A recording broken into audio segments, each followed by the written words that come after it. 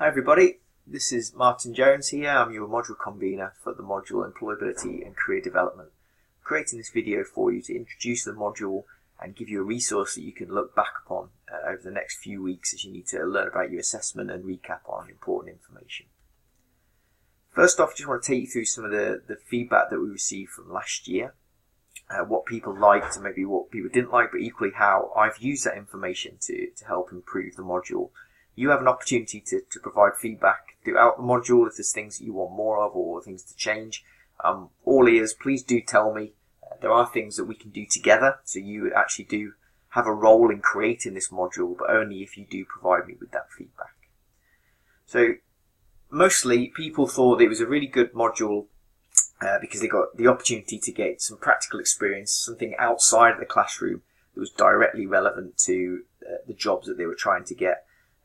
So the hands-on aspects of the module were considered real positive, as were the opportunity to develop key skills that employers are interested in, things that you probably won't be able to do while you're actually in the lab or in the classroom. It's the opportunity to go beyond the normal curriculum to tailor things towards the jobs that you actually want to do. We'll move on to the assessment, but part of the assessment is actually looking towards the future, making a career plan. And that process really helped a lot of people, people who entered the module not really knowing what they wanted to do when they graduated, to being able to understand in a bit more detail what they could do. And it was also nice to have that balance between practical hands-on work and the university experience. I mean, it wasn't all positive. There were some negatives that we've tried to integrate into the module to make it better. One thing was the assessment. You have got two assessments, and what we've tried to do is to spread them out more across the module. So you have one in the first semester and one in the second semester to give you that spread. Attendance should be monitored. That's what some people believe. I personally don't think that attendance should be monitored. I think it's your choice. But there probably will be registers at some point for various reasons. But ultimately, I still come back to the thought that the attendance is your choice. Hopefully you will be motivated to attend, and there's things that I'll be trying to do to foster that motivation, but ultimately it is your choice. The independent study tasks have been changed. They are more structured. So you'll notice that you've got a lecture every other week, and in the non-lecture weeks on the LE site and on the website that you have access to, there are lots and lots of independent study tasks for you to do.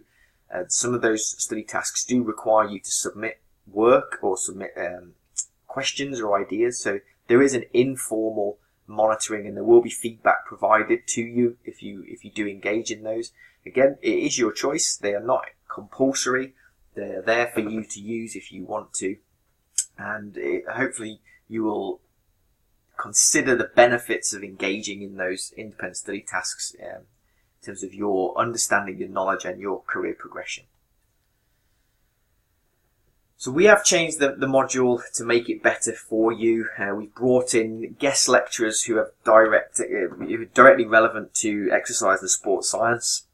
We've tried to make the assessment more relevant to the real world in terms of things that you will actually do when you graduate. They're not just arbitrary assessments that have got no relevance to actual work and the jobs that you do. So we have changed it to try and make it more realistic and real world. There is, as I said, there is a mixture of the talk content and independent study that you can do week on week. So those are there for you to choose. If there's other things that you want to do, don't be shackled by the LE site and the independent studies that I give you. If there's other things that you think are relevant, by all means do those. So for example, at Christmas, we're going to have a company coming to Exeter to deliver sports therapy qualifications or personal training qualifications. Those count as your independent study hours as well. I mean, obviously they're not directly assessed on the module, but they are employability skills that you will value. So the guest lectures, we have people coming in from the career zone to talk about what they can do for you. We have people from industry who can share their experiences, and then Lee Wiley and I will be presenting other aspects that might help you with your assessment and other aspects of employability. What I've tried to do is create an LE site that is up and running from day one. So from today, you will have access to the entire site. You'll be able to look to the future, see what's coming ahead. I've also created a website that supplements the LE site. So it's a bit more accessible. You can look at it on your phone or your tablet, easier than having to log on to LE every time.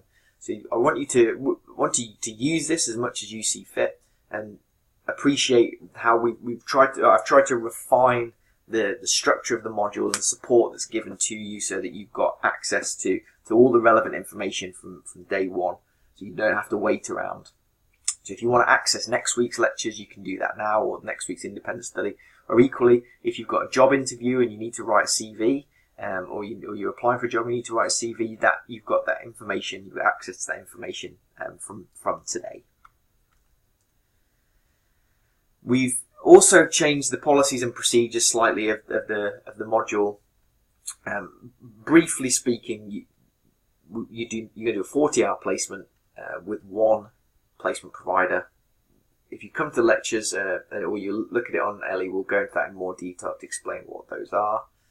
And we'll also be going to give you more guidance to help you with your assessments. So there's going to be more drop-in opportunities for you across both teaching terms, to give you information, things that you'll need to, information that you can use to improve the probability of success. So we can't guarantee you'll get the highest grades possible, but we can certainly help you increase the chances of you achieving the grades that you want. So a few statistics that are potentially relevant to you.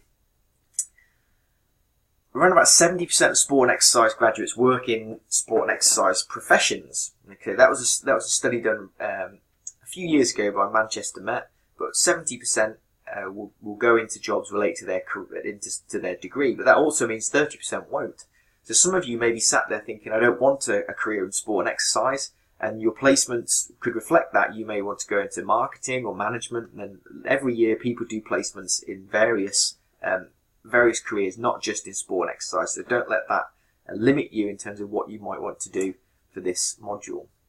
Another statistic that came out of that survey was that approximately 80% of graduates take further study. So recognise that that's an important part of graduate skills and employability.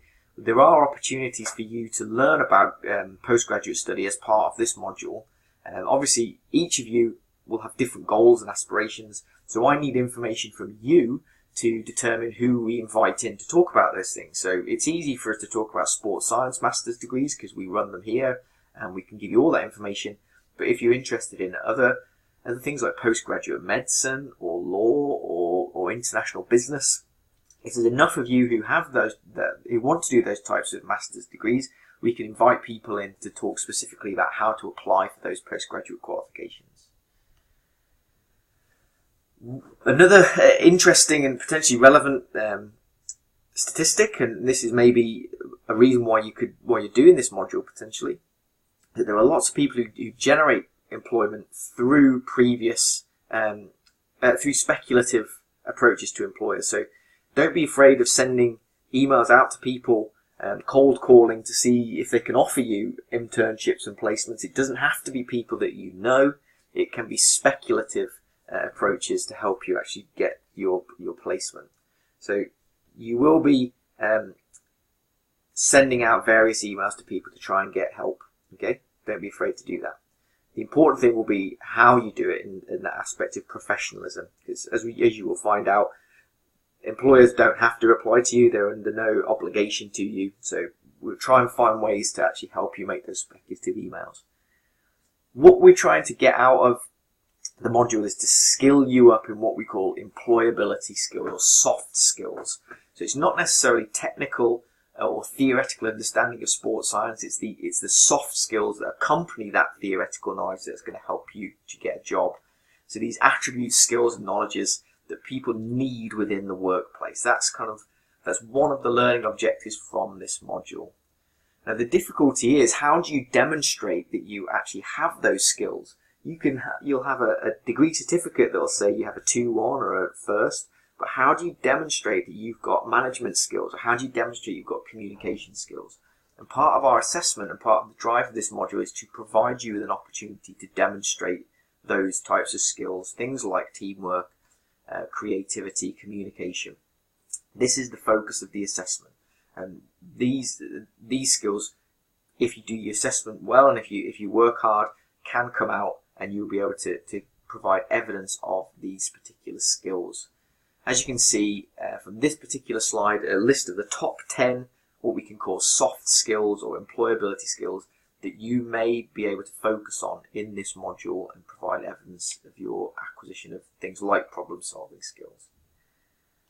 When we come on to your work experience, you can really do anything that you want to do, providing that you complete the forms before you start your work experience. And we've got Florrie Kirby from the Careers Zone who's going to come over and talk you through those forms. But the important thing for you to remember is that you cannot start your experience until you've had those forms completed. I'll explain more in the lectures, but you have to do them first. To reiterate, you cannot start your placement until you've submitted the required forms. Typical questions that I receive most years: can you do several work experiences, 10 hours here, 10 hours there? The answer is no. We ask you to do one placement in one place, one employability, one employer, 40 hours in that one place.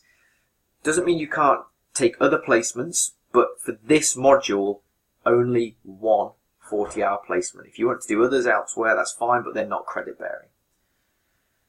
I finished 40 hours. Can you do more? Absolutely. 40 hours is the minimum. If you are loving your placement and there's opportunity for you to do more, if you can fit it in with your work-life balance, by all means you do more.